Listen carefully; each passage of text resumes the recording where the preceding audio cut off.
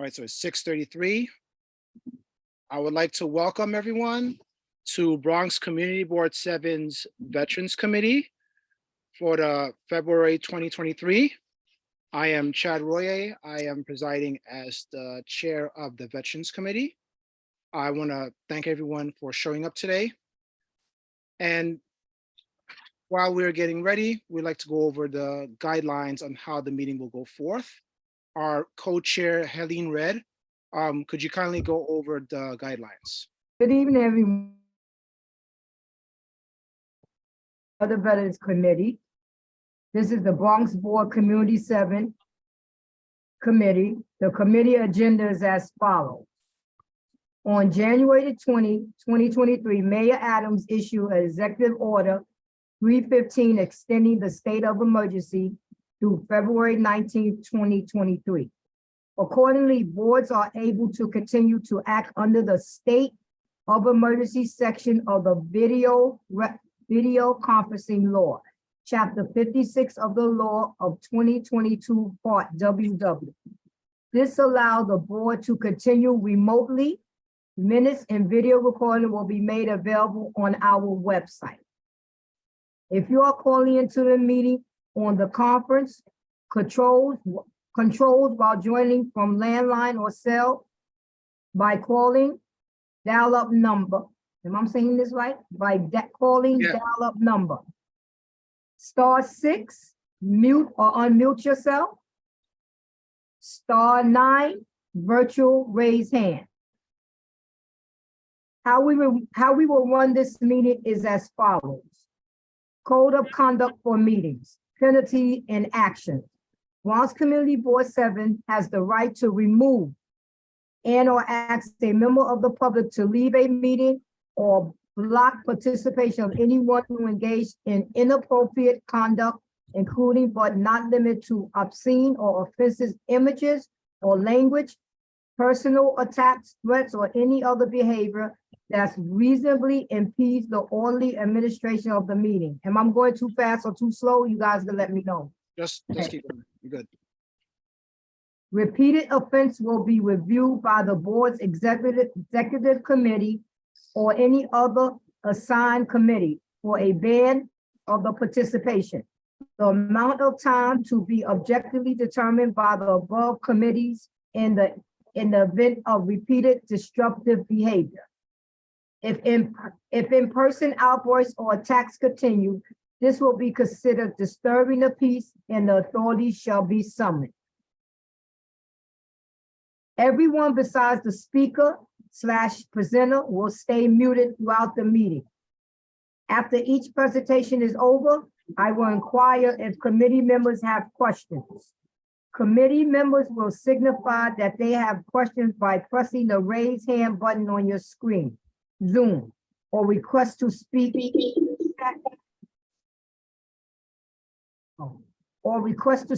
the chat or when the chair opens the floor.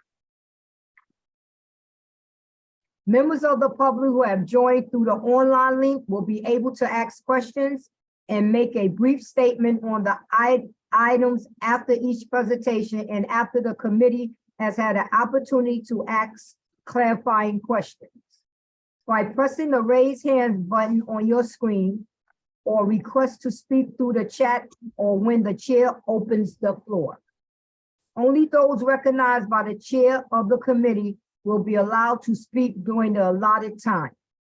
We will stay on topic with the agenda items, and any other items will be acknowledged by the chair in new business or addressed at the next meeting, granted there's time and the committee agrees on the topic. Following the questions, discussion, and public comments portion, the committee will begin their discussions after each presentation/agenda items and will conclude with the decision to vote on a recommendation. When the agenda is finished, the meeting will be adjourned. If there are any questions related to the meeting software or to our process, please use the chat function to raise hand function now or contact the deputy district manager. Thank you, Helene. Thank you. So next, we'd like to go over the roll call of the the board members. You want to take that on, Helene? Yes. Helene Red, present. Chad Boyer, Present. Hugo Gonzalez, Hugo Gonzalez present. Emmanuel, I'm sorry, Emmanuel, I always get your last name, Emmanuel Asoma. Asamoah, Emmanuel All right, Emmanuel Asoma, Asamoah is present. Jean Hill, Jean, I don't see her. did I miss anyone? No, that's it. So we have quorum. Thank you, Helene. So next on the agenda, we have the review of the minutes from the January 2023 meeting.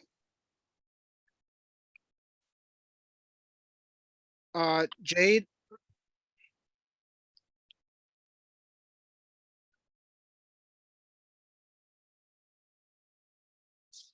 Thank you, Jade. Jade is one of our reps from Community Board 7. Thank you, Jade.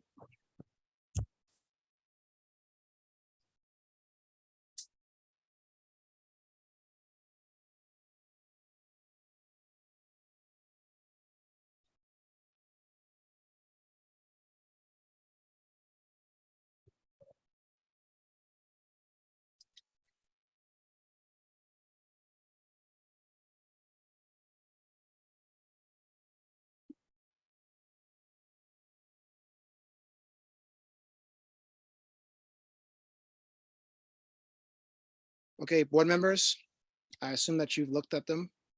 I'll entertain a motion for approval. Motion to approve. Minutes. Second. Second the motion. Any objections? None? Motion carries. The minutes are approved.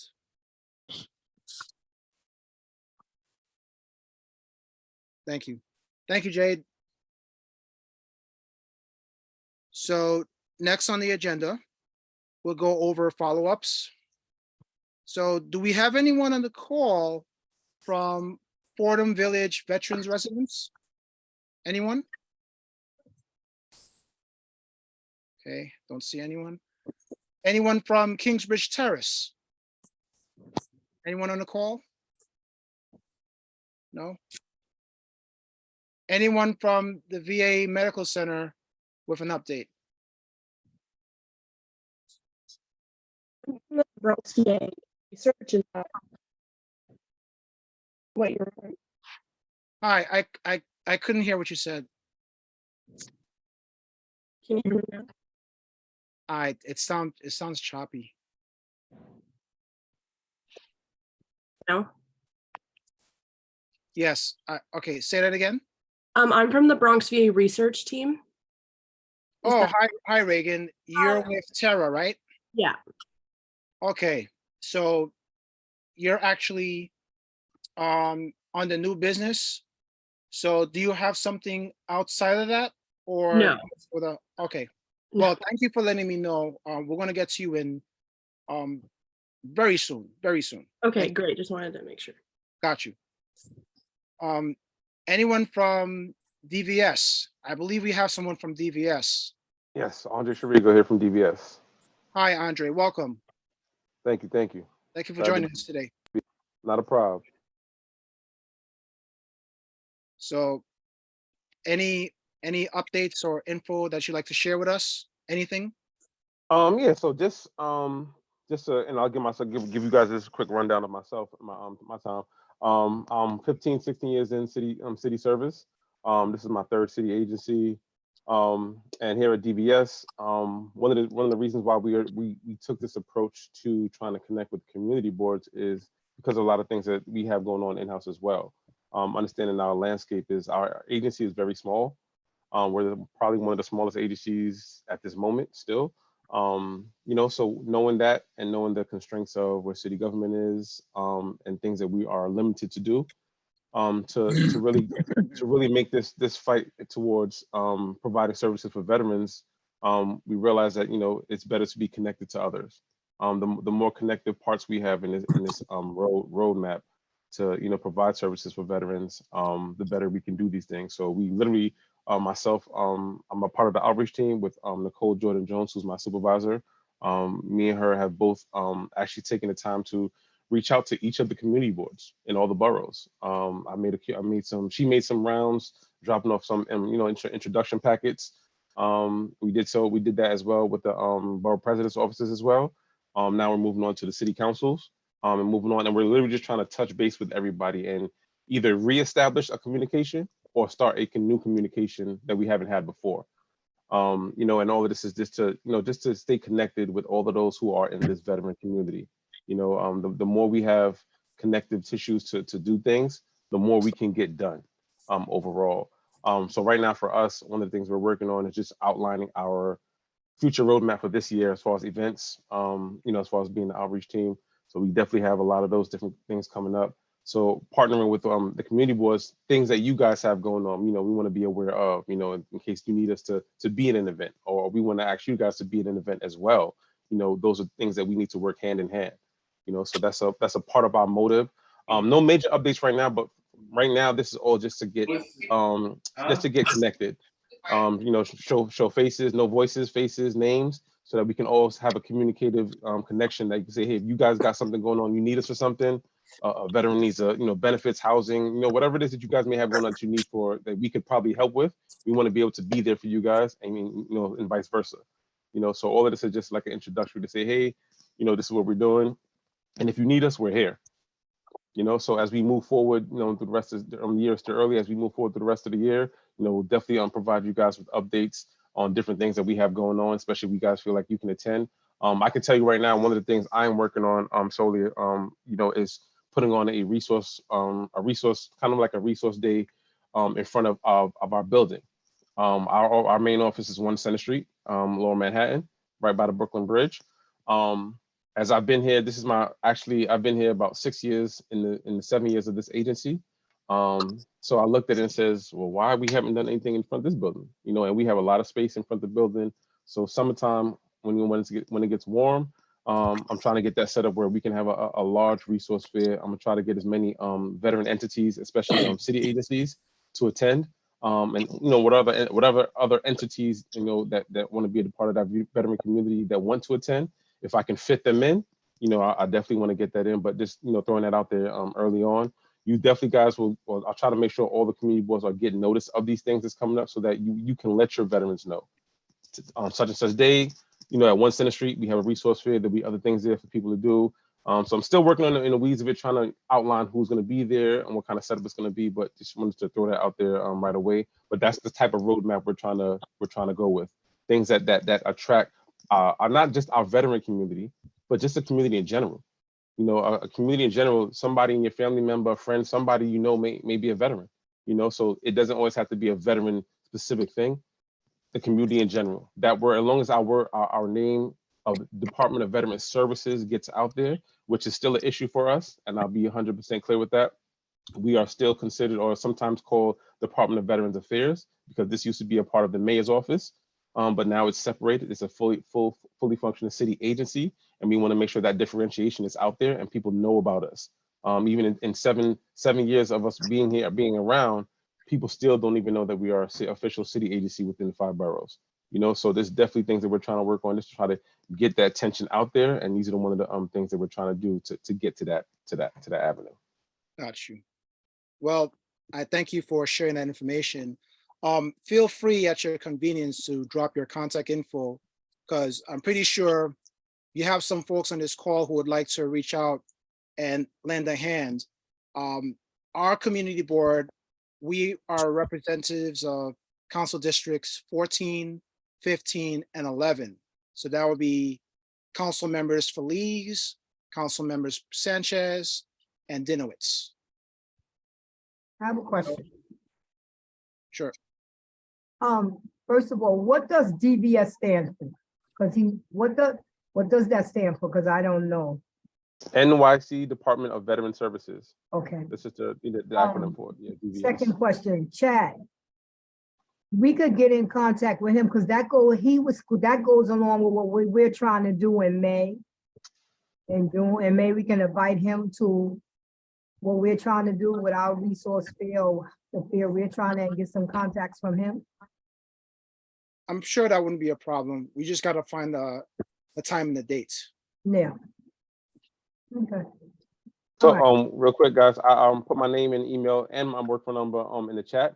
Also, I just wanted to throw this out there as well. In regards to like, if you guys have events that you feel like you want a DVS to attend, we changed our process with that as well. Is that we don't want to have everybody just sending us direct invites to myself or Nicole or anybody else in the agency. We try to get it streamlined. So what we have done is on our actual official website. When you go into the official website, you go into the contact section. When you click on that and you scroll to the bottom, there is an actual event request form tab. Click on that, fill out the information, and that'll come straight to us, and then we can, operate from there. As I said, the team for outreach right now is just myself and Nicole Jordan Jones. So the more we have accuracy to see what's going on, see who's trying to reach us for anything, the better we can, execute, and respond back. Got you. Thank you for that. Thank you. So next on the agenda,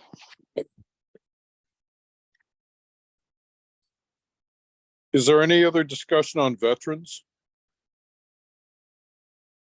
I'm sorry, I didn't hear what you said.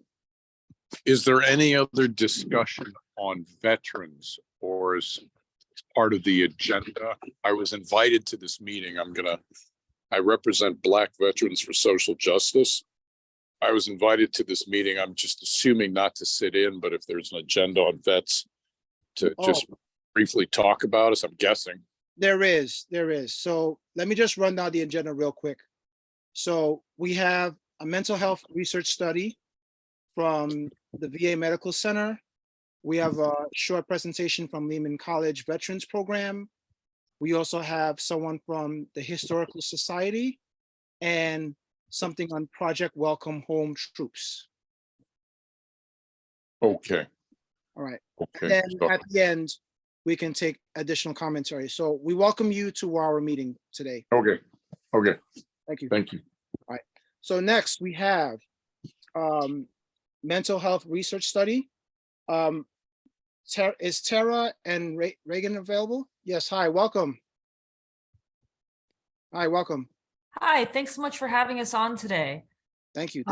So we won't try to take too much of your time. We are representing a group in the Bronx VA Medical Center, which is called the MyRec. It focuses on mental health research, education, and clinical care.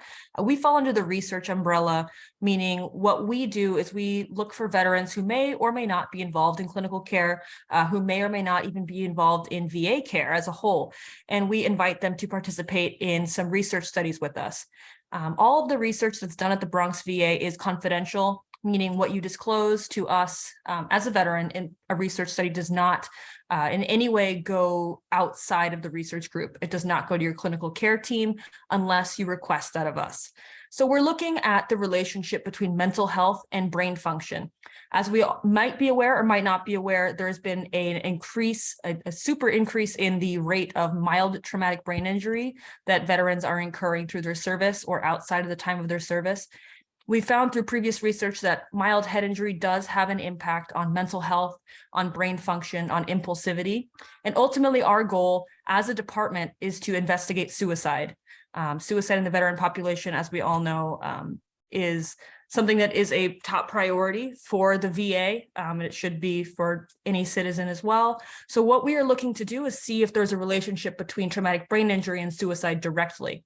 So what we're doing is we're reaching out to folks who are veterans between the ages of 18 and 65, who may or may not have a history of a mild head injury, who may or may not have suffered from depression, PTSD, bipolar disorder, or schizophrenia, substance use, whatever it may be. We are looking to get an understanding, a perspective from veterans who are experiencing these things or are not experiencing these things, so we can paint a better picture and hopefully curb veteran suicide down the line, as well as improve clinical care for veterans who may be suffering from these things in the future. So all of our studies, again, we do offer compensation. Some of the studies, I believe, are starting at $300 and up to $875. We typically do interviews, some self-report surveys. Some studies are doing an MRI and a blood draw. If you are in part of a study that does an MRI, that will be given to you, will actually be covering the cost of your MRI. It can become part of your medical record should you choose to use that. And of course, we're going to be covering those expenses. So we hope to just reach out to people who might not be aware that we have these opportunities here at the Bronx VA, just to get people integrated in the research side. And of course, we're always happy to make connections to help people get a chart open to get their benefits at the VA, have it, you know, if they haven't been exposed to that yet. Reagan, anything to add? Did I miss anything? No, I just have the flyer. If I can put it up. Sure. Does it allow you to, let's see. It says that the host disabled the screen sharing. Oh. And Try I it, do see that we will have some questions. I'm happy to take those as we're looking over the flyer. try it now.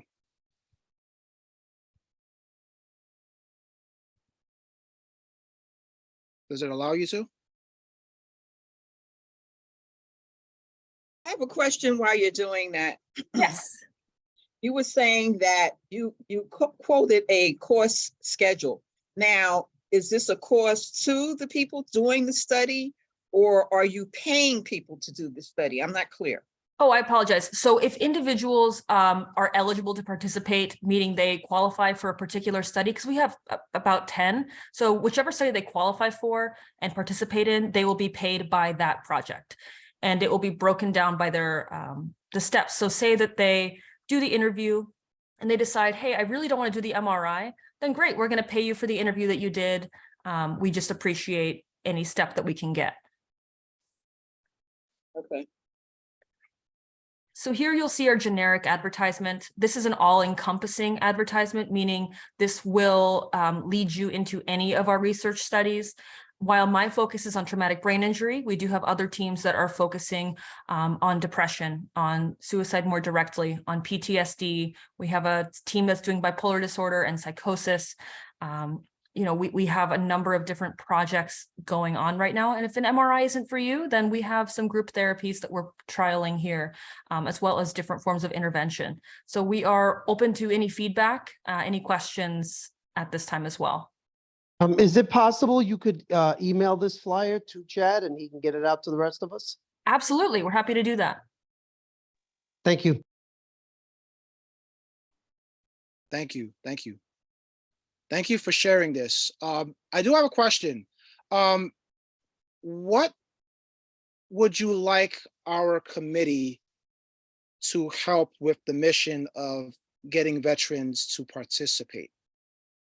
Would you Well, like us to post in common areas? Do you want us to ask the question and have them contact you directly?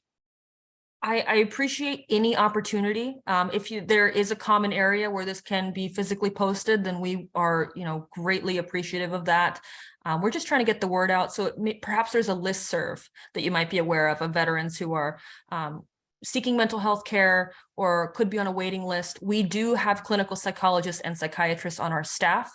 We do a gold standard diagnostic interview. We understand that it can take someone a long time to get integrated in care at the VA. We are happy to make those connections as we do have those mental health resources within our research team. So it's kind of like a bypassing the line system. So if there is a listserv, like for email and whatever it might be, we're thrilled if it might be able to be forwarded out. Okay, great. So Thank you. This Thank study will be done at the VA on Kingsbridge, because what is this James J. Peters So Medical Center? the James J. Peters VA is just the title of the Bronx Medical Center. So you're correct. This is performed at Kingsbridge. James J. Peters was just the name that it was given. We can do part of this virtually. So say you don't want to come into the VA for your interview, we will send you a mailed consent form and we can do the interview virtually. People typically prefer to share such personal experiences in person, so we offer that. And for the MRI, of course, that part will have to be done in person. If it's difficult for you to arrive to the campus, we do our MRIs at Mount Sinai in Manhattan. We will send a car service to pick you up from your home, take you to the MRI, and then the car service will return you to your home at the conclusion of the MRI. Okay, thank you. Thank you. And Hugo, I see you have your hand raised virtually. Hugo, you muted. Muted, yeah. So it's more of a comment. I am glad that you folks are here. The Bronx VA has had a long history of medical research, helping veterans and the community at large. In fact, you guys had a Nobel Prize winner who won the award from research she conducted over there at the Bronx VA Center. Yes, yes. I'm glad you guys are here. Thank you Thank so much you. for having us.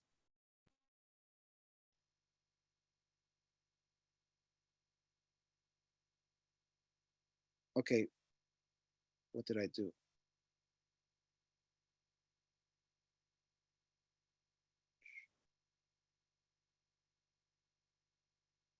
Okay.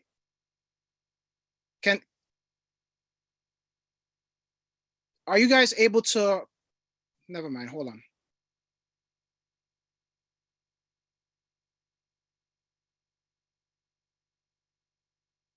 Just give me 1 second.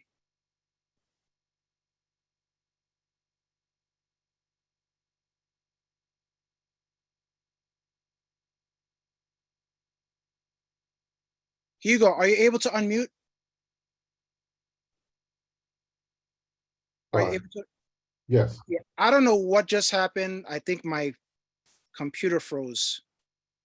yeah, probably. I got two like unmute messages that the host Okay. would like you to unmute. Okay. Yeah, you were saying No, that was it. that was it? Okay. Just thank you. Okay, great. Thank you. Thank you. So, any other questions before we move on? No? So I want to thank you for sharing that. Please send an email communication to our office staff. I believe Jade left her email on here.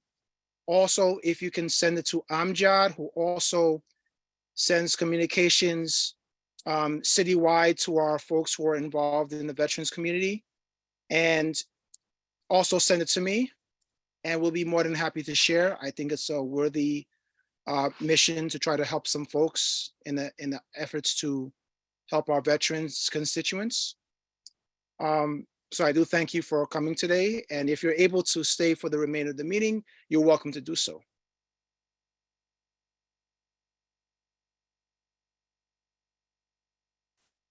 So next we have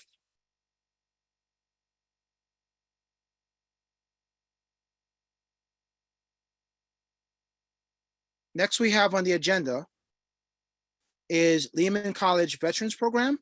So we have Luis Sotero. I hope I'm pronouncing your name right. Luis Sotero from Lehman College, Director of Office of Veterans and Military Affairs. The floor is yours. Welcome. Oh, okay. Okay, can you hear me? Yes, I can. Okay, yeah, I was asking for you to unmute me really quick. Sorry about Okay. Something must have, I don't know what happened, but I'll try to fix it. That's okay. It's the way of the world, right? Yeah. Post-pandemic, that's what we're going through now with technology. So how you guys doing? I want to thank Chad for the invitation, as well as the Community Board 7. I have had a relationship with the Community Board before, pre-pandemic, and we hosted some events for Community Board 7 at Lehman College. There's been some great events, some breakfasts and stuff, and we always welcome you guys to come to Lehman College. It is a closed college, but we're slowly opening up to the public and everyone, so that way you can come and enjoy the college itself and have events there as well.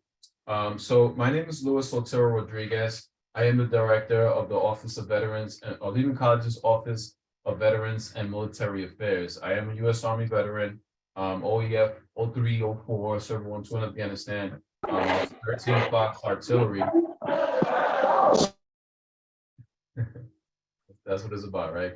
I was a 13 Fox Field Artillery Fire Support Specialist. I basically supported the infantry units with indirect fire. Sorry, I just had some traffic come through. So basically, the Office of Veterans and Military Affairs is committed to supporting the Lehman College's VA community in pursuit of their higher learning degree for their professional development, identifying, addressing, and advocating for their evolving needs.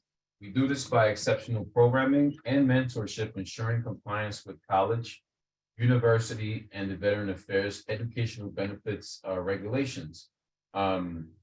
So we provide a slew of resources for our veterans that are assimilating into the civilian world, separating from their military service. We help them to maximize the VA educational benefits. At the college, we identify our not as a veteran community, but as a VA community. Because you think about the VA, what is entailed, it's an active service member. We have the veterans as well as dependents. So when you do have a dependent before that would have VA benefits, they would think that, oh, you're a veteran.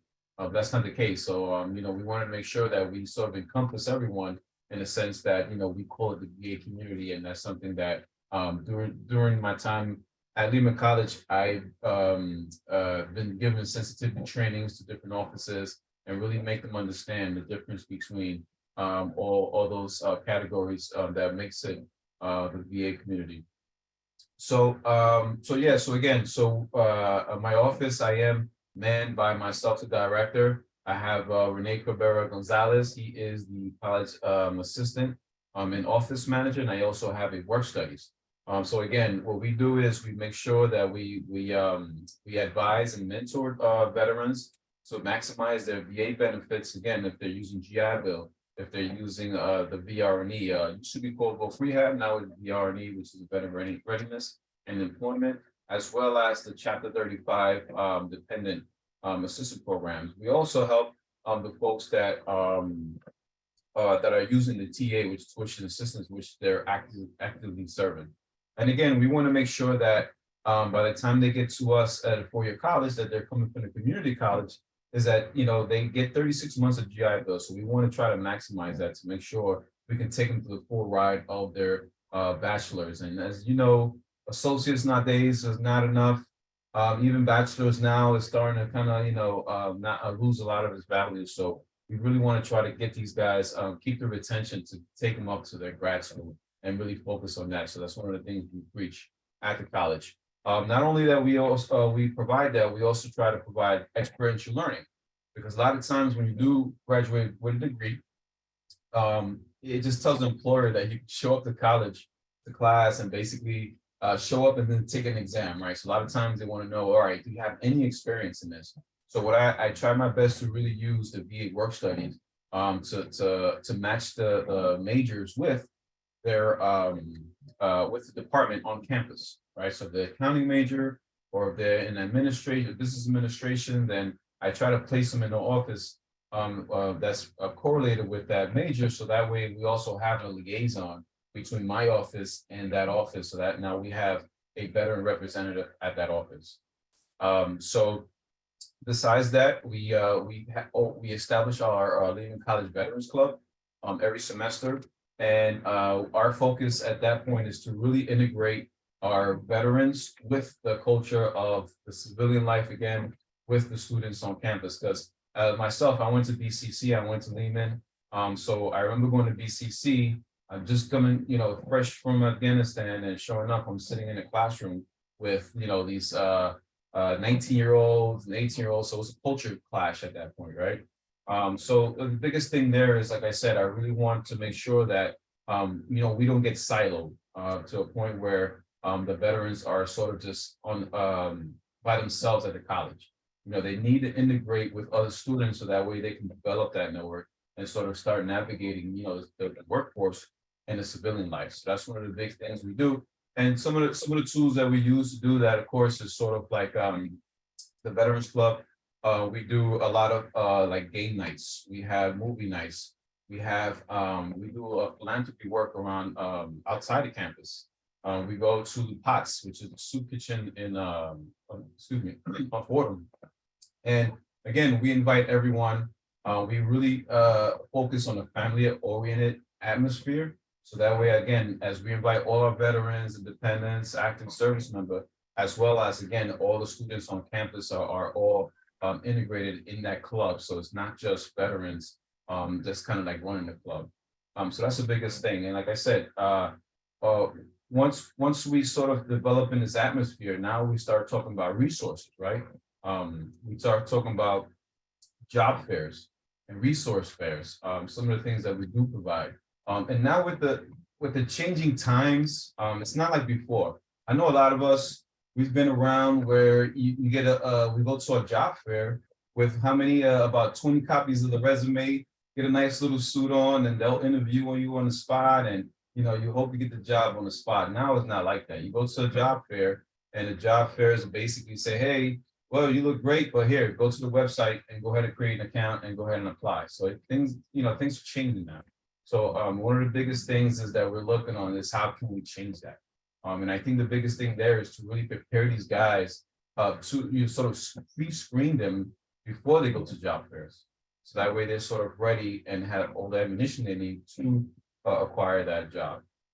And again, the biggest thing there that we we try to create is just an open environment where we're not siloed. So I have many talks with BCC, host those. We try to collaborate a lot on a lot of events because we all sort of do the same events each college. So why not try to get everybody together as well as with Manhattan College and Fordham University to really establish that. So so the biggest thing there is just to really help our VA community to really into the workforce at the end of the day. And I think there's much more behind that.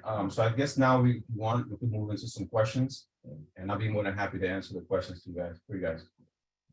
Well, Mr. Soltero, I must say I'm grateful that you were able to come today, and I want to give a shout out to Renee as well.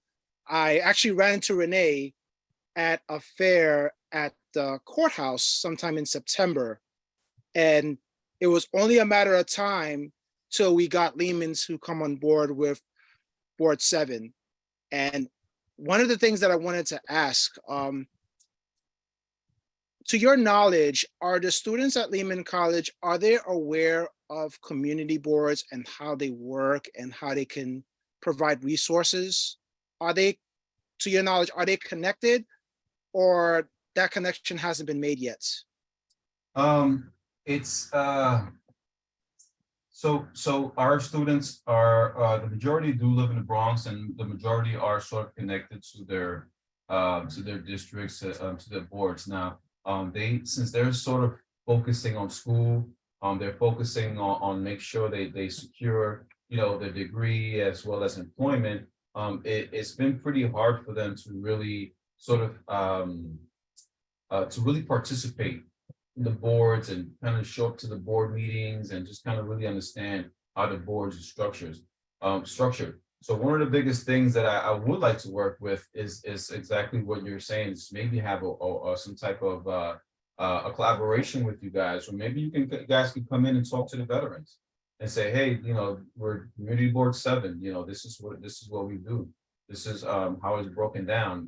I think that's one of the biggest things that should be addressed. And yes, a lot of folks should be in tune with that. I think I also sit on the Bronx Borough President's Veteran Advisory Board. And I think that's some of the things that should be looked at, and some of the things that it should be addressed and maybe, again, being implemented across the board, across the whole board. Okay, well, I look forward to the next time I'm in that area. Well, are visitors allowed to stop on the campus, or do they have to sign a list or something? Right. So we are open campus. Right now it is closed because of COVID. But they lighten it up a lot. So if you do want to stop by and say, hey, I'm from Community Board 7, I'm going to go ahead and I want to come by and visit Lewis at the Veterans Office. They'll let you in. They know I've spoken to a lot of the public officers. Let them know that a lot of times I do have folks that'll just drop in with resources, sort of like recruiters. The vet centers, they'll always come by and bring in things. They come into the campus, and they, I let them sit in my office from time to time, so that way, or I'm sorry, at the events, so that way, they could get the exposure. Especially with the vet centers, they have a lot of resources there that I definitely love to bring them on campus. So yeah, so slowly but surely, it's going back to the new norm, I guess, right? Right, right. Are they still asking for the COVID cards? Right. So yeah, so they are asking for your vaccination cards with an ID, yes. But Or they if won't let you, I go to a lot of meetings over there, they will not let you in unless you have that vaccination card. So Right. either you have it on your phone or you have the actual card, or they won't let you in. They will stop you at the gate. yes, ma'am. Yep. I see. And Mr. Soltero, what is the population of veterans at Lehman College? So right now we're sitting around between 100 and 130, 130. But pre-pandemic, we were sitting at 230, 250, just to give you a rough estimate of how much the pandemic has affected CUNY and the colleges and everything else like that, that we, all colleges took a hit. A lot of folks moved out, a lot of veterans, they're moving out of the city. And I guess you could say that generally a lot. I think everyone's probably is getting out the city, so forth. So yeah, so CUNY has been taking a hit when it does comes to veterans, and we felt it. And one of the things that's coming our way as well is sort of because at the four-year college we didn't feel it as much as the junior colleges, because the junior colleges got hit first. Because by the time they're already at Lehman, it's a four-year college. They're already invested there. The finish line is like right there. So they want to finish. They want to say, what, no matter what, I gotta finish, right? So now, as the feeder, we call our feeder schools, which is our community colleges, as they're feeling it, that they felt it during the pandemic. So now it's a delayed reaction to us, because now, like I said, as they're feeding it to us, now it's slowly trickling in. But in honesty, for us, during the pandemic, it's stayed pretty steady. Also, do you keep in touch with the alumni, the veteran alumni? Right. So Lehman College unfortunately doesn't have sort of like a mechanism to keep track of the alumni and everything else like that. There is an alumni relations office which I'm working with, and I've been trying to meet with them as well. I do keep a list. I do have a distro, which a lot of the older veterans that sort of already graduated are still in that distro, and I still get emails, I still get calls that say, hey, Louis, I still get your emails, and I know you send out a lot of resources and so forth like that. So I know a lot of my alumni are still receiving, and I think, as a matter of fact, Pastor Crespo is in here somewhere. He's also an alumni. So a lot of times, so now having, I've been trying to really fight for a lot of the resources to have, even because I'm the only full-timer there. So I'm trying to get another full-timer, which, because, of course, low enrollment means low revenue, so then now positions are starting to become a little scarce. And I think soon we'll be going into a hiring freeze. I've been I would love to have another full-time person there as well. Which Renee, like I said, he is office manager. He's been wonderful. I mean, I don't know what I do. He's me.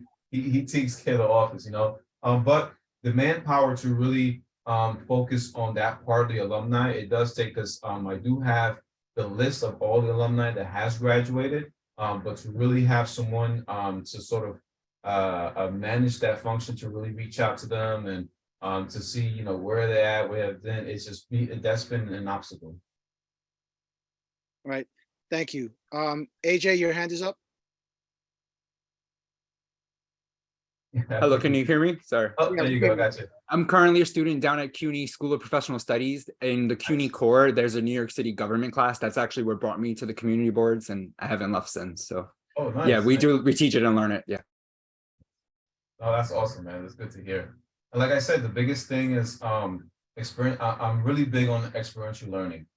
Pre-pandemic, I think anywhere between 25 to 30 VA work studies. And again, all majors: social work, psychology, environmental science, and like I said, my thing was like, all right, I can't have 25 people working in my office, so, the biggest thing there, again, is experiential learning. Like they need to know the real, because me going through college, I did computer science and I didn't really learn a lot of the real world stuff, so I want these guys to get that real world stuff, where they basically will go to the departments, work for these departments. Like I said, go to the accounting office, learn Peachtree, learn Excel, like learn all these things that's going to be out there. not the, hey, debits and credits, all day, because, again, that's just taking an exam, right? You're showing up, taking an exam. So I really want these guys to get a feel. And one of the biggest things I also, I tell them, I said, all right, look, I want you to buy a suit every semester, right? Some folks like a suit. I'm not buying a suit. But I said, look, people are going to treat you different when you start dressing a certain way. They'll look at you a certain way and they'll give you a little more respect. So by the time you leave Lehman College, you'll have at least 4 or 5 suits ready to go to the workforce.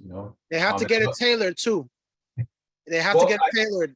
Yes, so I pre-pandemic, I went down to Fordham Road to the men's suit, and I spoke to one of the guys there, and I was gonna have them to come to the campus to actually get these guys to they're tailored, to get their tailor services, so that way they know what size, what they need to get. So so like I said, I think about a lot of these things. I'll give you another example, like LinkedIn, right? We have a great career services on campus. I mean, they do an amazing job. They go out there. I mean, they're an amazing department. I work with them well. The only thing that's not school is there is that they don't have a veteran working at the career services. So when a veteran walks in and say, "Hey, I'm a fire support specialist, and I was in charge of the AT4s or managing the N4s," and you're telling this to a civilian, they're like, what's the M4? Is that like, so then one of the biggest things is like, I have a young lady, her name is Miss Lily Lee. On a pro bono basis, I do workshops with her because she's very in tune with LinkedIn, because she used to be a recruiter for LinkedIn. And what she does is I do the workshops with her, and then she'll meet one-on-one with the veteran student, and she'll break down, again, LinkedIn, the resume, and the bio. So that way they have, like I said, once they leave Lehman College, they have all that. And she's a great resource because, again, she would work one-on-one with one of them or on a pro bono basis for free. And she'll sit there and she'll make sure, it doesn't matter, she'll meet with them video. She'll come to the campus. Pre-pandemic, I used to have her come every Wednesday to the campus. And then I'll have an appointment set up with all the students to have a one-on-one. So that way, they can make sure, like I said, their resume, bio, LinkedIn, and she will go up and down, and she's amazing with LinkedIn. She'll tell you what type of picture you should take, should you have a beard or just everything, the background. She'll go through top and bottom. In addition to that, is I do work with the DVS folks at the VA hospital to work with the claims. So that way, a lot of veterans, when they do separate, they're not familiar with how to put a claim, right, for the disability. So what I do is I have workshops at least once a month where the DBS comes in. They talk about the different type of claims, right? To say, hey, the state DBS, right? So they work for the state. And Daniel Jermaine, I think I saw him that he was here in your last. I saw him in the notes and minutes. Your last meeting, I think. Daniel. Yeah, Daniel, right. So Daniel and Joseph, they'll come to the campus and they'll run down everything they need to do to claims, so to how to put in a claim. What that kind of works out is that a lot of times when they run out of GI Bill and you are a disabled veteran, then you can switch over to veteran readiness and employment, chapter 31, that will take them all the way through their masters. So because again, you only get 36 months of GI Bill. So 24 months is already done and defeated in the junior school. So now when they come to me, they only have a year left. And again, when you come to a 4-year school, it's almost like 2.5 years more. So again, the GI Bill is not going to last. Switch over to VRNE. VRNE is going to take you, again, all the way through the masters, depending on your major. So that's one of the first things I say. Are you a disabled veteran? You're not. We're going to talk to Jermaine. We're going to get you there. Then you're going to switch to VRNE. And that way you can stay in school. You don't have to worry about nothing because you're going to have the free ride all the way through to your masters. And of course, I advertise every other resource like BTA. The state has, if you're a veteran that has served in a hazardous area, if you've been to war, basically, and is deemed, if you have, let's say, an Army Expeditionary Medal, then you're entitled to BTA, Veteran Tuition Awards. A lot of people don't know that. These are the things I as soon as they come in, I run it down to them. These are all your resources. Because like I said, when I got into the campus, I wasn't given all these resources and I didn't know what's available. So I sit there and give them that in processing. And not only I give them the resources, I say, all right, now I'm going to take you over to the disability department. Just so that way, in case you have some conditions that you might need more time in exam, you might need to be able to take the exam. Let's say you feel the pressure of taking an exam in a room, then you can take an exam in a disability office. So these are the things that I work on a daily basis. So that way, again, I want to prepare these guys to get them integrated into the civilian world, at the end of the day, and really empower them. Because a lot of times some veterans do want you to sort of do things for them. Hey, can you do this for me? And if I feel I need to do it, I'll do it. But in all honesty, I said, no, what do you think you should do? Right. And I said, okay, make a decision and then do it. Right. So it's empowering them. Because again, if you start doing, they get a little how you say they get spoiled, right? If you start doing things for them, right? And you gotta kind of like say, you know what, you're in the civilian world. Here you go. I need you to figure this out. What would you do?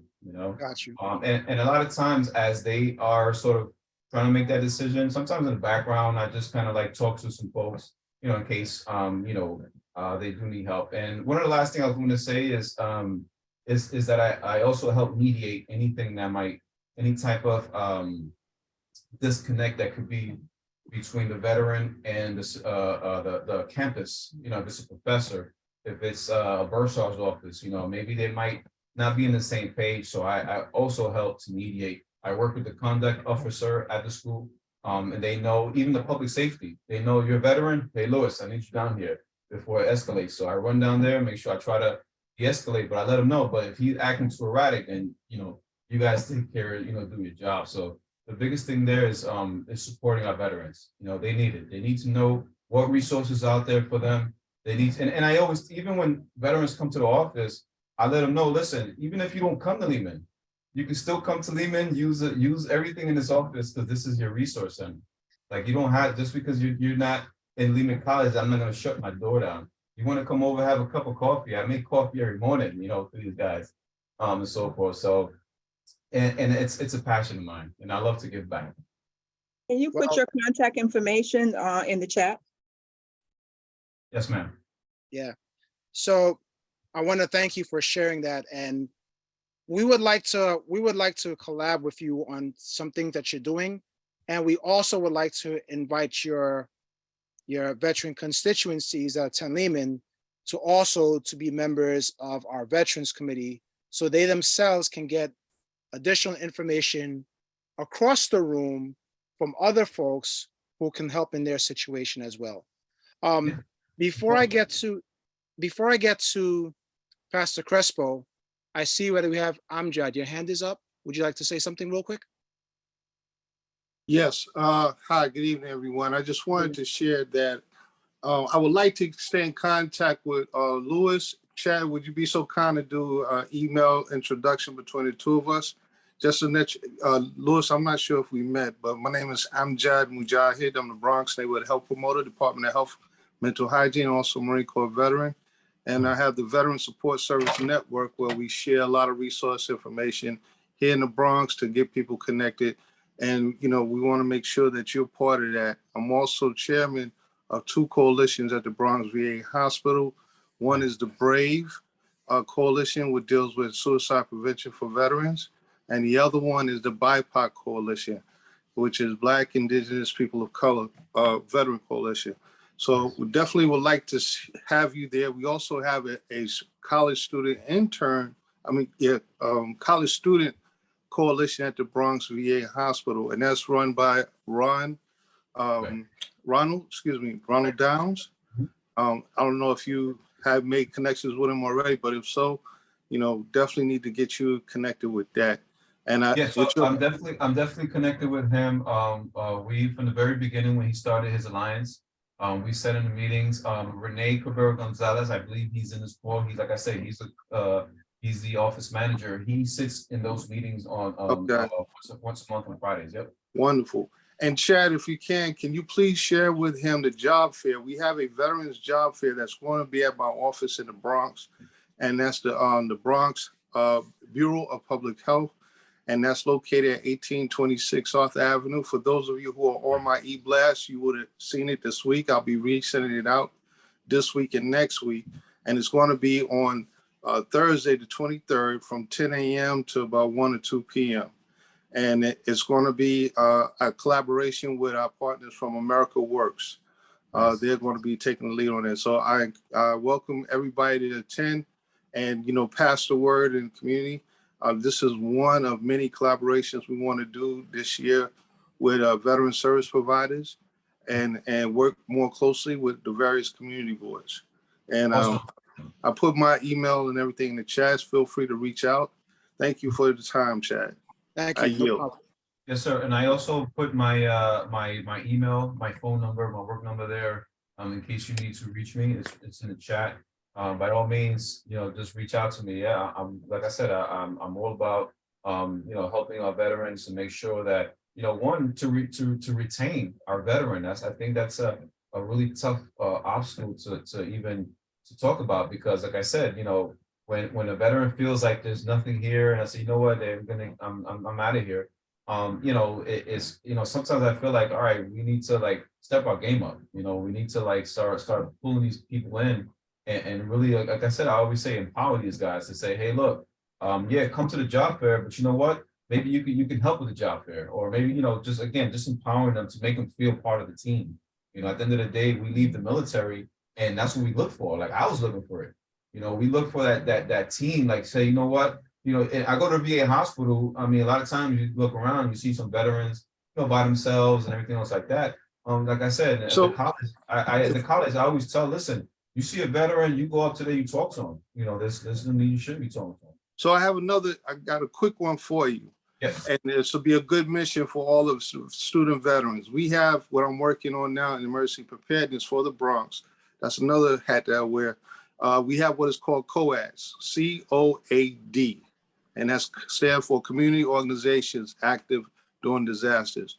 We're trying to roll out a veterans division of community COADs where veterans can help the community with their skill set to prepare and be more resilient during man-made or natural disasters, whether blackout, storm, hurricane, etc. So we can have a conversation about, getting them integrated in that and have a new mission of service for them so that they can feel like they're part of the community, which they are. Thank you for your time. Yeah, and like I said, the biggest thing I would really love to I want to stay away from a lot of silos, a lot of this organization doing their own thing. Like a lot of us are here to help veterans, but when you have one job fair over here, then a job fair over there, so it's kind of like it would be great, like if we all just kind of came together, maybe even have a job fair committee. And again, it needs to be revamped. The whole job fair and the resource fair. I mean, if you're a veteran, if you've been to the resource fair, you walk in, they give you a bag, then you start just shuffling stuff in this bag. You see the VA home loan. Oh, I need the VA home loan. I'm gonna save that and put it on top.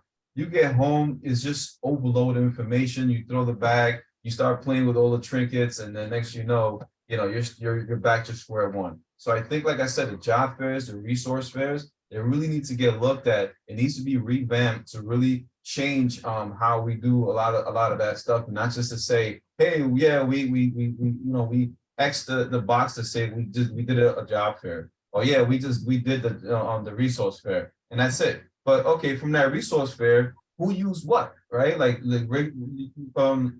Reach out to organizations to ask them, hey, how many veterans are actually using your program? How many veterans did you hire? You know what I mean? Like it should be an assessment afterwards to say, all right, this didn't work, so you know what? Let's use that data and then revamp it and then do a better job there. We're on the same frequency, and you definitely need to be part of some of the coalitions that I mentioned and the network overall. And we definitely can use your enthusiasm.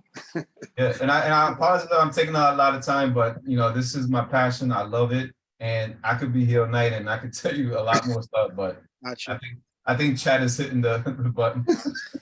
Yeah, I didn't want to keep Pastor Crespo waiting too long. Sorry, Crespo. So again, Open door, you're welcome every time. We're gonna collab and make a visit sometime soon.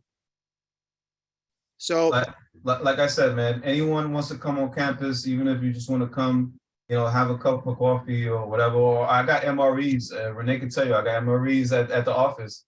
Come to the Maybe office, have MRE. maybe I'll bring one of my neighbors with me. All right.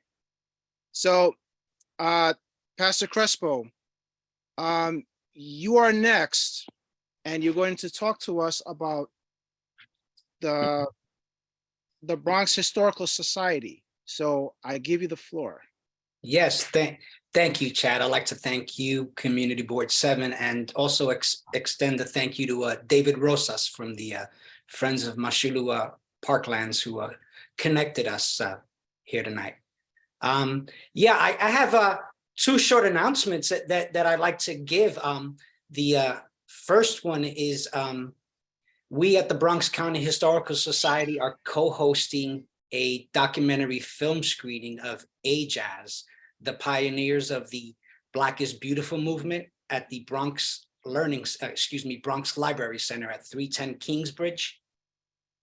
So we'd like to, that's this Saturday, February 18th at 2:30. And it's we're co-hosting it with Fordham University and the Bronx African American History Project. So please come out. The Bronx Library Center holds 150.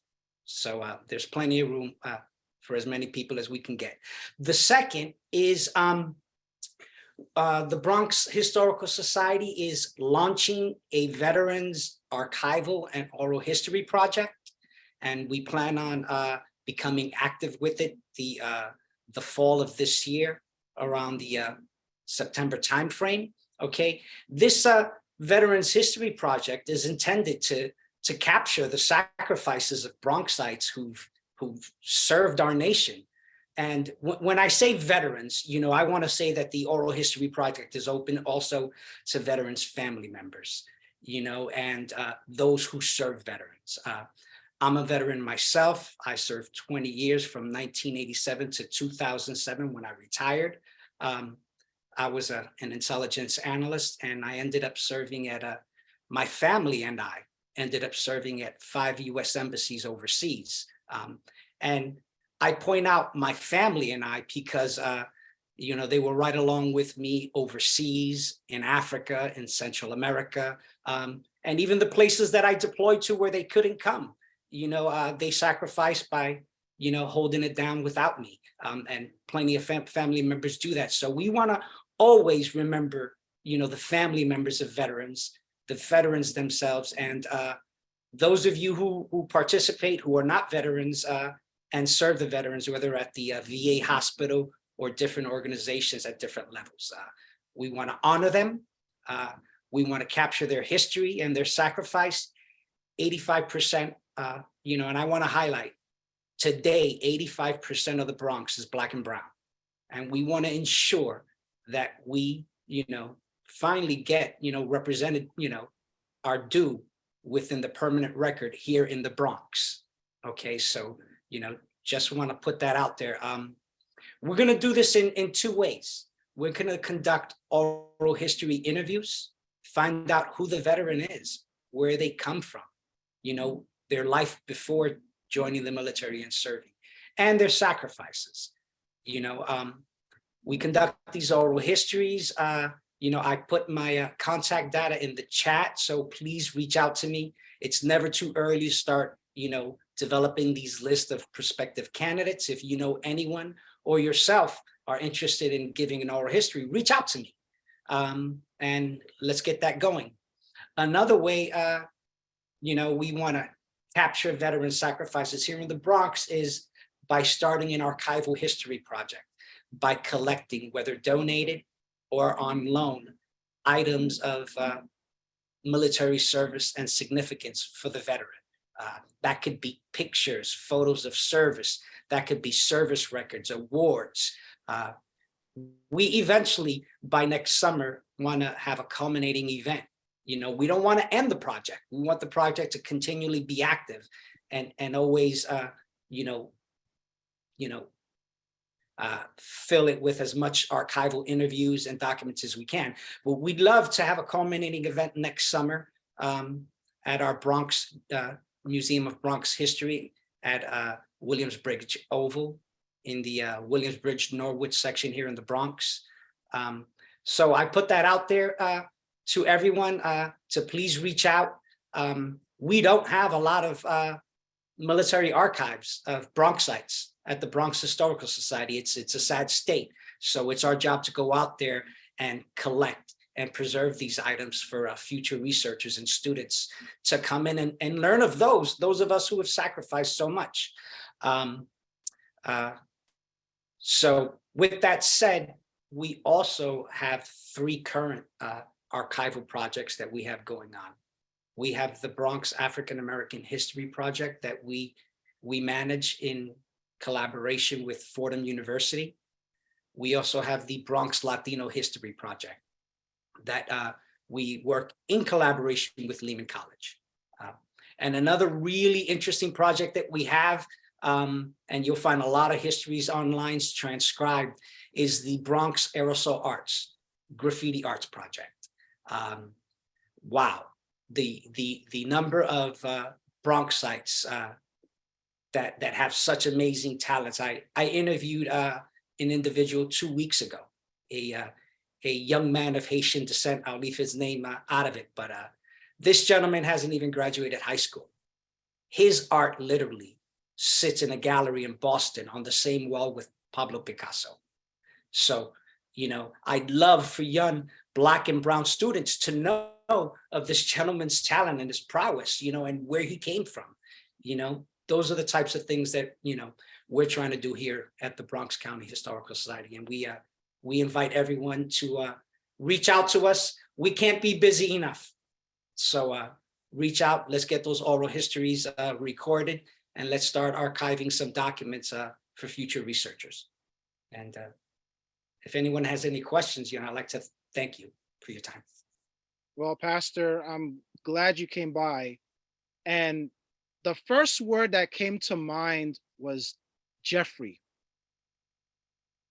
Most people on this call met, saw, remembered, worked with Jeffrey Hunter. He was one of our own board members on our committee, on our board.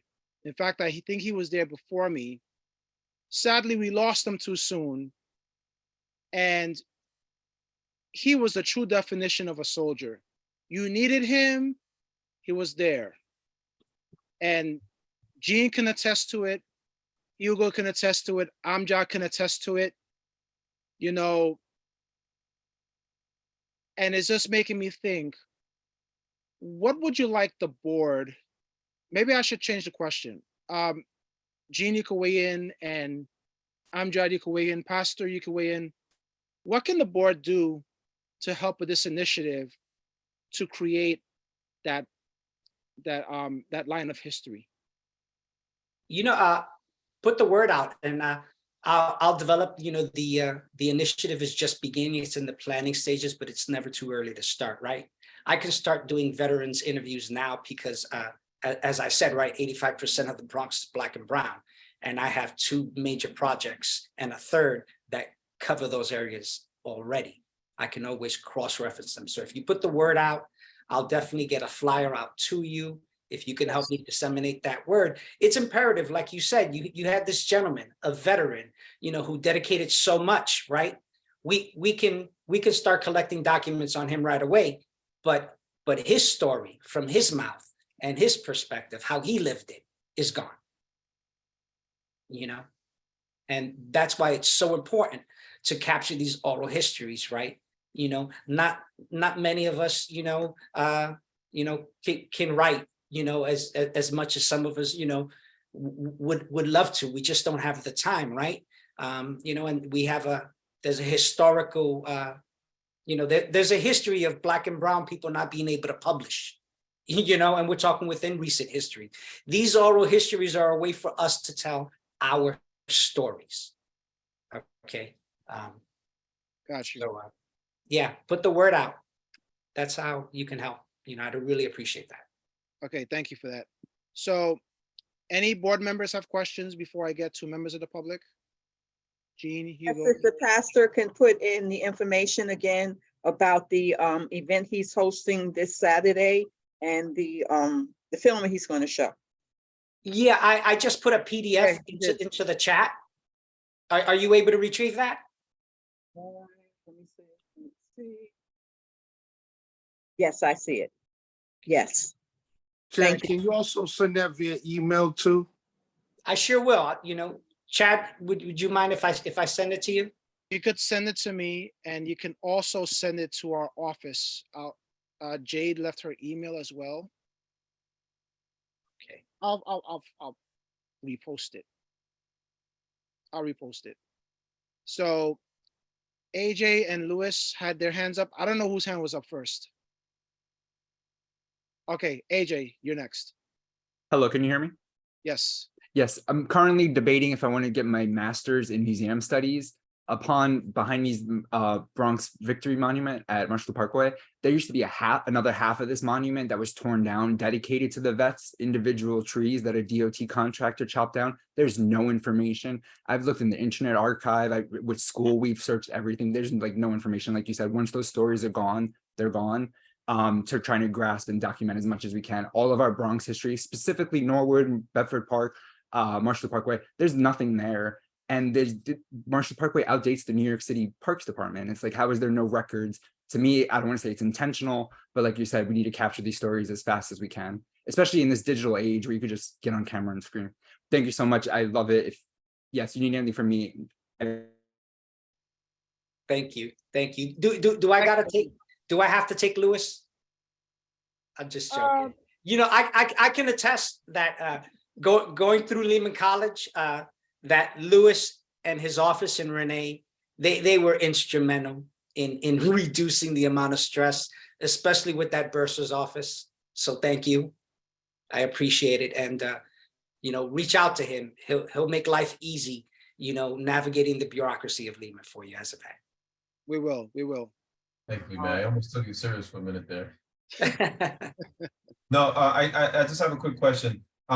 So in that the project you're working on, is that something that yes, we could develop part of the programming with my office?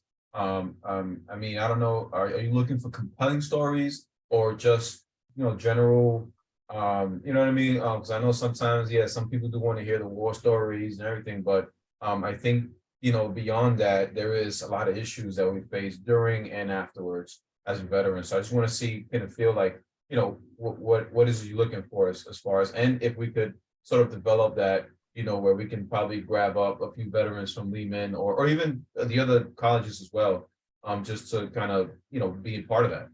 Definitely. We're definitely at the Historical Society open to collaborating with the vets offices at the different universities to help that out. That's an awesome idea. But you know, the Veterans Project is you know, we'll take the war stories, you know, if people want to talk about them, we definitely want to hear them. A lot of times is, who are you? Where did you come from? How did you end up in the military, right? You know, aside from me, right? You know, I went into the military at 17, straight out of the projects.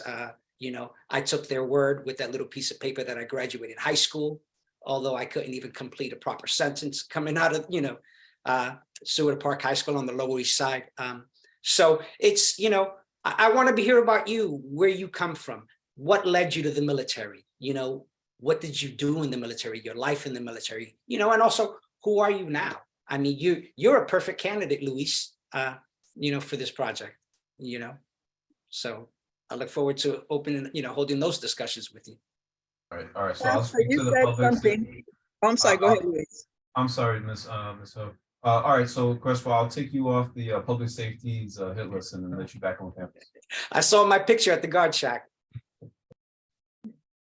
Pastor, you said something earlier that I found very interesting. You serve in the military, but your family serves with you. That's right.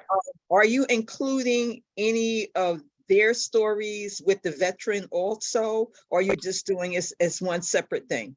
You know, we can, there are different methods we can do it. I can do individual family members of the vets, or we can do a family oral history, you know.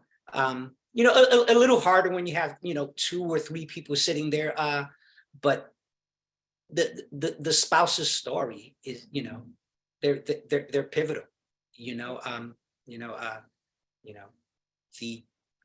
how my wife held it down in Panama and in Ecuador and in Kenya, you know what I'm saying, while I was out, and That's she the was, story itself.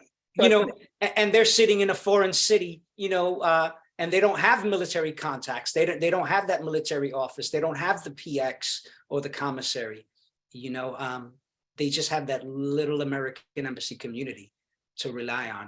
So they give a lot, and their service is parallel to ours and just as important. Thank you. That's why I bring it up, because I know that I've had friends who was a serviceman's wife. He's also deceased. I didn't have to go around the world with him, but I had friends who did. So every time their husband got posted to a new place, in foreign countries that maybe they didn't even speak the language, and they had to assimilate. I'm going from Harlem to Germany. And what do I know about Germany? So they had to assimilate into all of that. So I think if you could get some of the spouses to kind of, just chip in just a little bit, because the focus is really on the veteran itself, that would also be very valuable information, because the spouses have a lot to deal with when you go back to the post and they're sitting back there and they got to keep everything else going. Right. I have a quick anecdote, if I may. My son Anthony, he's 31 years old last week. He was born in Panama. He stayed overseas nonstop until he was 17 years old. When we were at the embassy in Kuwait City, he came up to me, he goes, "Dad, kids keep asking me, everyone wants to know, what's it like to be an American? I don't know. I don't even know how to play football, American football."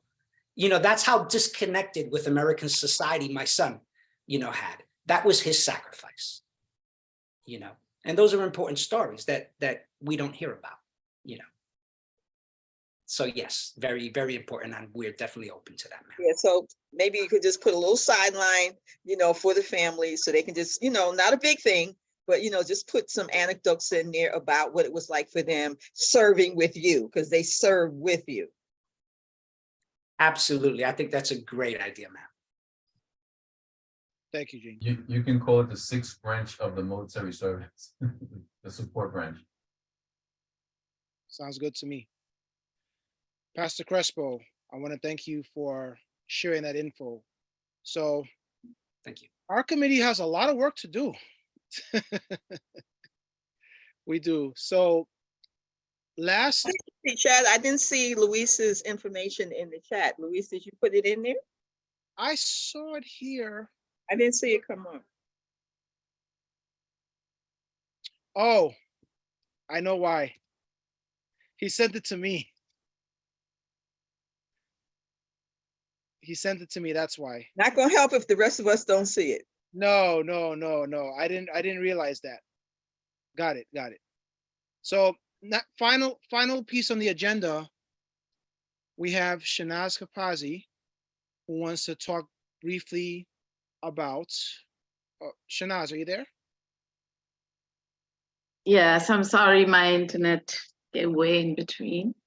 Thank you so much. Yes, please talk to us about welcome. Would you give me make me a co-host so I can share the screen? I think you can share it now, actually. Okay, great. Thank you. Let me know if you can't, because you should. Just give me 1 sec. So it's Project Welcome Home Troops. Yes, Project Welcome Home Troops. And just give me 1 second.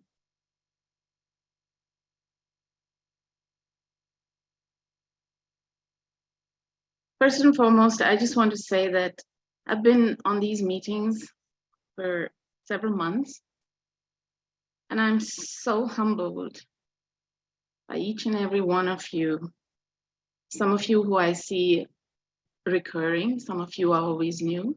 I'm really humbled by the work that you're doing for the veterans. I'm very, very passionate about working with veterans, and I'll tell you why. So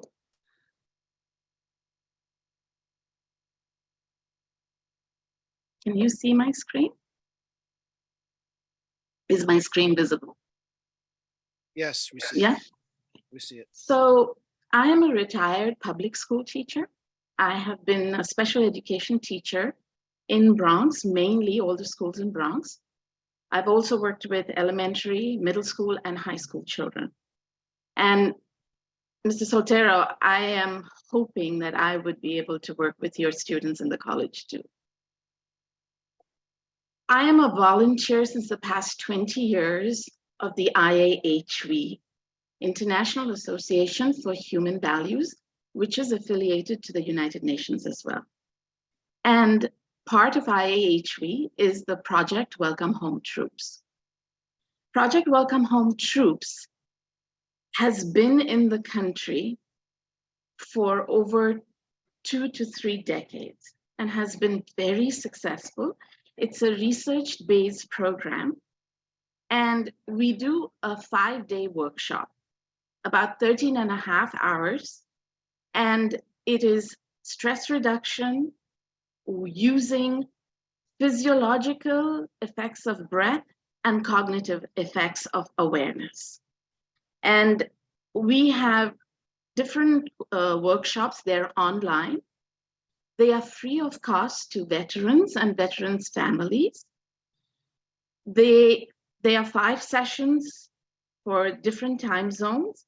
Depending on the working hours of a veteran in Bronx, they can register in any time zone.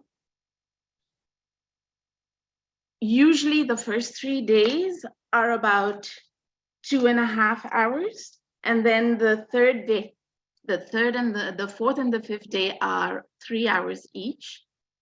And we have had results where veterans had suicide ideation, and at the end of the 5 days would say, I now want to live. The results have been transformational, and the relief that the veterans receive is documented, and we have plenty of testimonials. Here is one video. It is only a minute, if you will bear to hear it.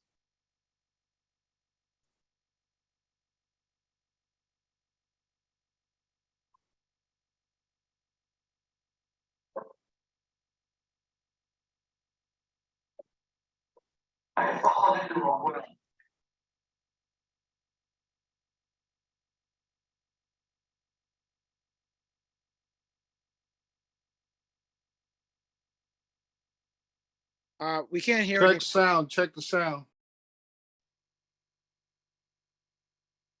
We can't hear anything. You can't hear it? Give me 1 second.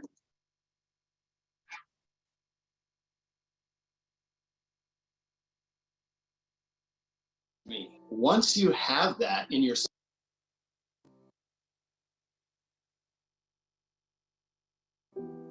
Can you hear it now? Yes, yes.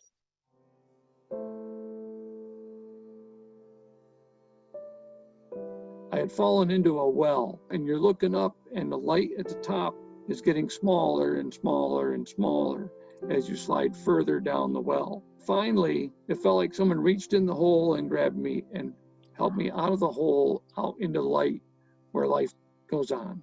These last couple of weeks, they've been rough because of the coronavirus. I kind of had to stay home and just deal with those emotions. Before, I wasn't able to do that in a healthy manner.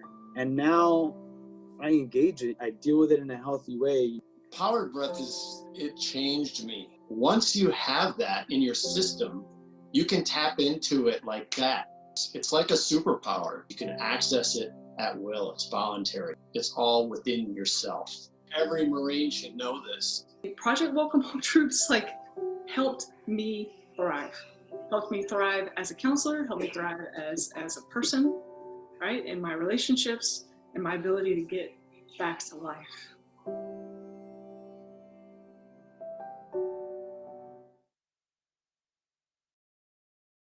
So this program is just 5 weeks, but once they have completed the program, we support them on a weekly basis because they get free follow-ups. The follow-ups are usually an hour. And wherever they are in whichever part of the world, because Project Welcome Home Troops is around the world, it's an international, supported internationally by volunteers like me. We have about 2 million volunteers around the world in about 198 countries. So veterans could be traveling, veterans would be able to do the follow-ups anywhere they go. And I can reach out to veterans that you are connected to. I can have an introduction workshop with them. We have many veteran teachers, the Project Welcome Home teachers across the United States, who could even come on a Zoom meeting to introduce the program to them so that they would register. Registration is completely free of charge, no cost to anyone. And if a veteran has PTSD, then the family is also encouraged to do this workshop. So that, and sometimes we take the veterans in one course and workshop, and we take the families in a separate workshop. So then they will all have the same techniques, and once they're at home, they would be able to practice the techniques together at home, because we give a small daily, they will do their breath work in such a way that they will remain mentally clear and energized. And it has proved to be very powerful, very transformative. And Columbia University has already been using this program, but for the students. And for the students, it's a 3-day workshop. But for veterans, we go into deeper work, and it's a 5-day workshop. So across the nation, veterans have been able to experience the impact of this practice that they can do to keep that clarity of mind, because the mind goes in 3 ways: flight, fight, or freeze.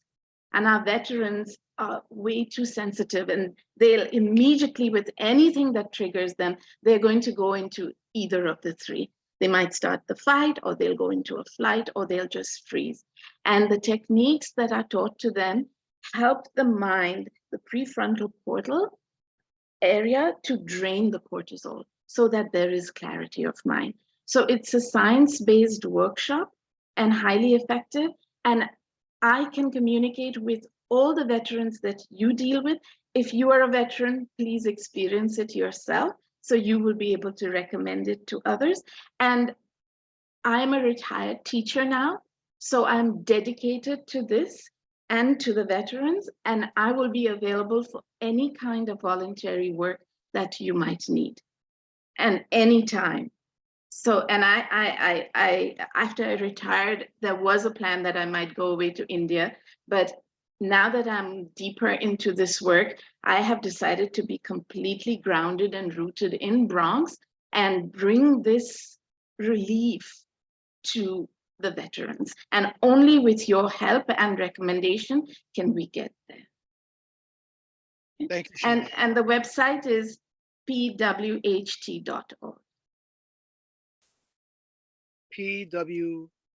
Yeah, Project Welcome Home Troops.org. It'll take you straight, and then they just have to sign up. So if they've signed up, then the website will take them to the Zoom workshops, and I will be there to assist if there's any questions to be answered. Got you. Thank you. My name is Shnaz Kapasi, and I'm also with the Neighboring Advisory Board 8, and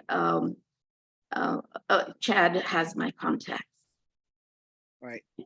Thank you. Thank you. Thank you so much. You're welcome. Any questions, comments, follow-ups before we wrap up the meeting? Any comments, questions?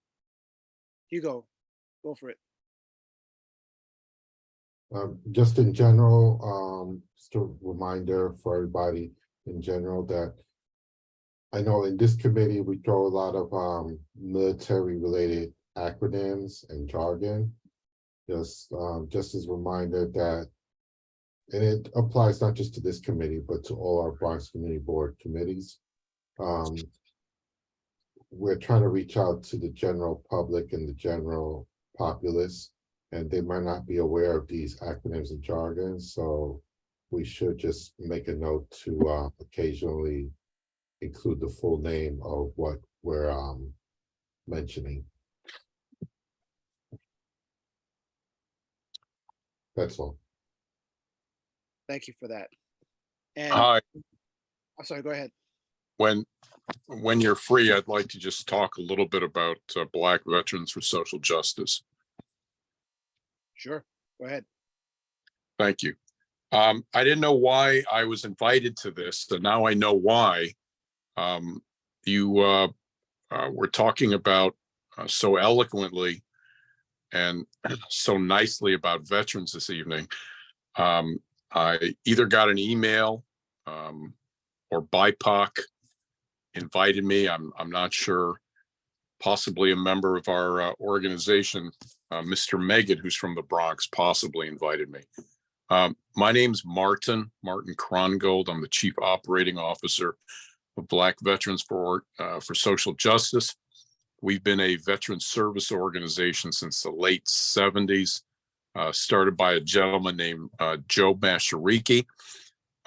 We currently provide many services to veterans throughout New York City, and more recently also Long Island and Westchester. We know that about 70% of the veterans who commit suicide do not utilize the VA resources. They're outside the VA's reach for whatever reason. And the VA recently awarded us a grant to try to address suicide matters among veterans in New York City, all 5 boroughs. We conduct outreach, we talk to people, we help them get housing, we help them get jobs, we connect them to the VA. If they don't want to go to the VA, we connect them to other professional medical and mental health, resources. And we've been doing this for several months now, and it's really an honor to be able to serve vets.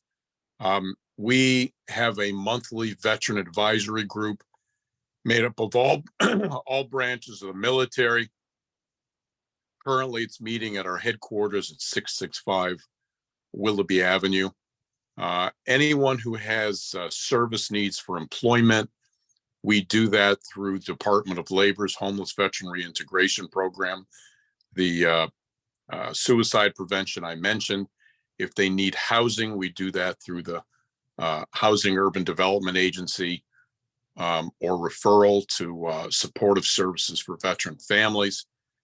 And we support vets. We run Memorial Day parades. We participate in veteran events. Certainly, the Department of Veteran Services knows us well, and we utilize their resources, and they us. Just to close, I put some information on the in the chat. I'll add a phone number for you to call us if you would like. On Thursday, we're having a free jazz performance at our headquarters at 665 Willoughby Avenue, performed by veterans, supported and promoted by the Harlem Jazz Society. And on Saturday, we're going up to Albany to advocate for veterans as part of the Black, Latino, Asian Legislative Caucus. And next Thursday, I believe it is, the 24th, that's a Friday actually, it's a Friday, from 12 to 2, Congressman Jeffries, in tandem with the congressman from the Bronx and Westchester. I'm sorry, I'm forgetting his name right now. Maybe someone can to chime in and remind me. We were awarded a significant grant from the congressman's office to reintegrate veterans back to New York City from incarceration with housing and employment. And the Congressman Jeffries, Hakeem Jeffries, the new minority leader, will be at our site. We're going to have a job fair where we're going to have Workforce One. If you want to get a job right away, we have jobs right away, but we just use them all up. But Workforce One will come to sites and they have jobs right away. And we're going to have Workforce One in attendance. So there will be job availability. I'm going to guesstimate in the $19 to $22 per hour range. And at the end of the month, February 27th in the city, you can contact us for more information. There's going to be a government New York City wide housing fair for job availability, existing jobs. You can sign up right there through the Department of Social Services and Homeless Services to help out with the homeless crisis in New York City. Jobs such as resident assistants, housing specialists, case managers, many of them entry level or 1 to 2 years worth of experience with benefits in the city on February 27th. So I'll leave my phone number in the chat room, and that's it. If there's any questions, please ask or be in touch at the phone number. Thank you. Thank you, Martin. Thank you for sharing that wonderful information. Make sure that he puts his info in the chat, including his full name and the name of the organization again, because he gave some very good information here. It's all there. Jamal Bowman, correct. That's the other congressman. My name, the organization's address, the president, Mr. Meggett, who's director of our homeless vet program and a Bronx resident. Jose Rios, director of our suicide prevention program, and Bill Smith, director of veteran housing. My name, and let me just put down a phone number. Pat, make sure that it didn't go directly to you because I don't see it. Oh, I don't have it. I don't have it. Okay, you don't have it? Not yet. Not yet. Okay, there it goes. That's a phone number, but I sent it to, it says me to everyone. What's your last name, Martin? Krongold, Krongold. Krongold. Right. Kron. Right. And okay. Gotcha. And I did see the phone number.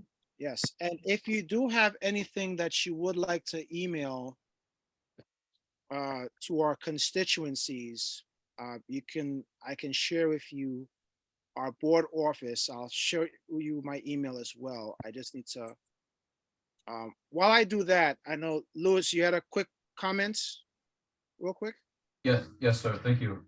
Just a quick question for Martin. Just want to know, do you, in order to get them into the workforce, do you guys provide any type of services sort of to prepare them to for the jobs? Like I said, any types of in case they need some certifications or like some pre-screenings before any of the events, so that way when they do get to the event, it's sort of like they're already ready for, they have everything they need. Yeah.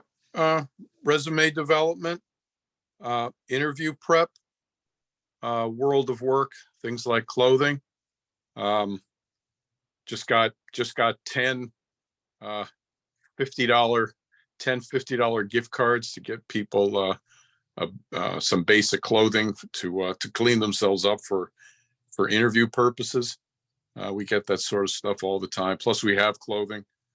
And but the biggest thing is more the resume prep and interview experience and what the world of work is about. And we have quite a few vets on staff that that prep people. Okay, well, in addition to that, is I guess I'm just asking if there's any more kind of move beyond that. If that's, again, if I want to be a plumber, you know, you help the plumber certification before I get to the job, or that those stuff. Any organization that provide that. Yeah, a group that we're connected with called Jobs to Build On is connected to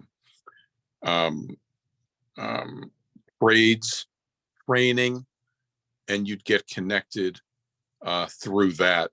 What we can control, what we cannot control in those cases are job placement.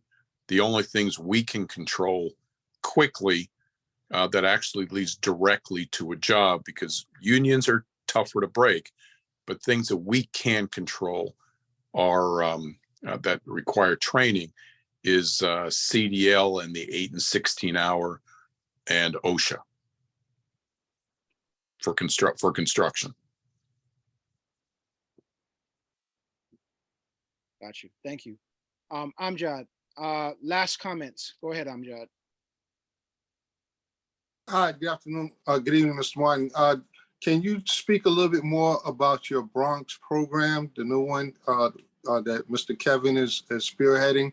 I definitely would like to stay in contact with you and to receive your flyers, because I work in the Bronx with veterans in the veteran community.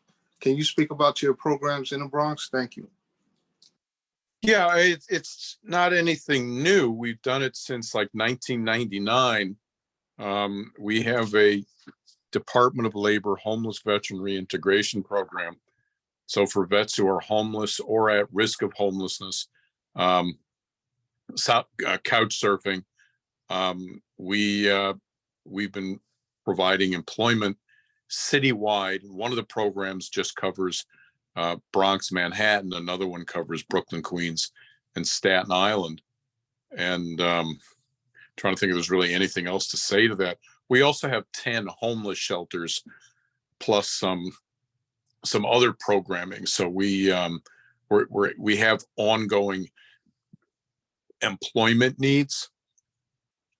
And I see Joe Bellows noticing, is making a note, HVRP, Homeless Veteran Reintegration Program.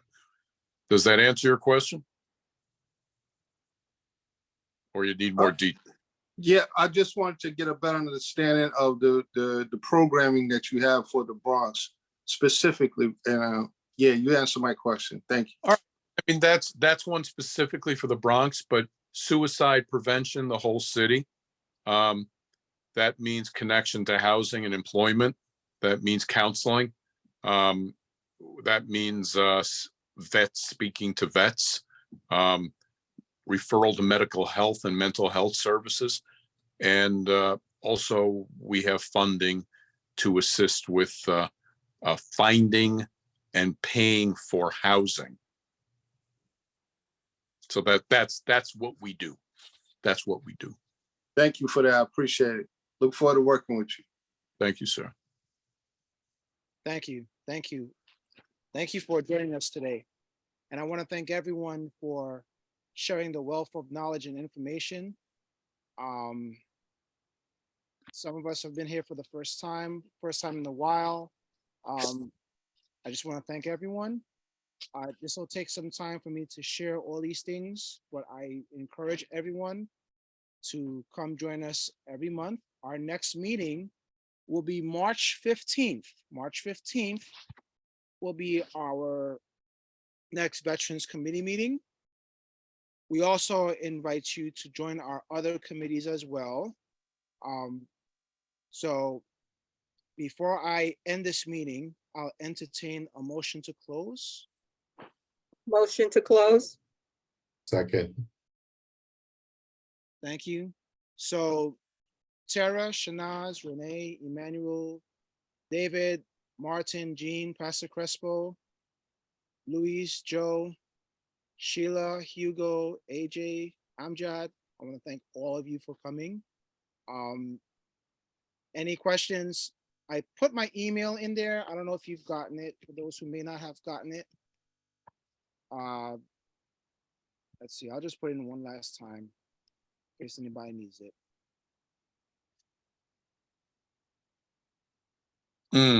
Ymail or Gmail? Oh, Ymail, Ymail. Ymail. It's a Yahoo exchange.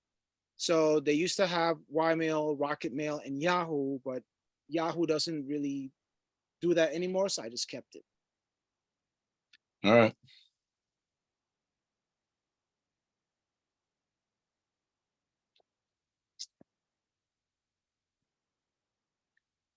It was an excellent meeting and excellent guests, and I hope a lot of them will come back again because they gave out some really, really fantastic information that can help the veterans.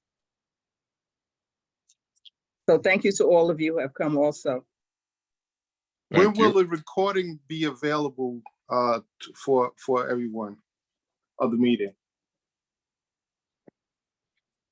I think it takes about a week or two. You might just check in with Jade or Chad or one of us. And as AJ pointed out, you can just check on our YouTube page. Okay, thanks a lot. Have a good night, everybody. Stay well. All right. Good night. Good night, everybody. all. Good night. Thank you. Thank you guys so much. Thank you. Night, thank you.